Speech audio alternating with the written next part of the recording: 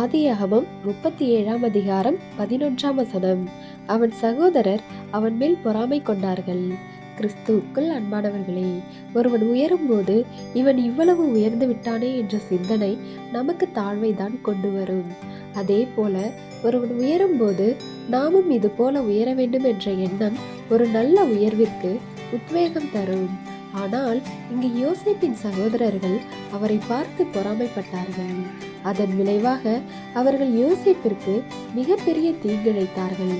அவரை அடிமையாக விற்றார்கள். பல போராட்டங்களுக்கு பிறகு யோசேப்பு அந்த அந்நிய தேசத்திற்கு அதிபதியானார். அதன் மூலம் பிற்காலத்தில் அவர் மீது பொறாமை கொண்ட சகோதரர்களை பாதுகாத்து பராமரித்தார். எனவே நமக்கு தெரிந்தவர்களோ அல்லது உறவினர்களோ நல்ல செல்வாக்கு மிக்கவர்களாக இருக்கிறார்களே என்று எண்ணாமல், நன்றாயிருக்கிற அவர்கள் நமக்கு தெரிந்தவர்களாய் இருக்கிறார்களே என்று நாம் மகிழ்ச்சி அடைய வேண்டும். அதனால் நமக்கு ஒரு குறைவும் ஏற்பட்டு விடாது.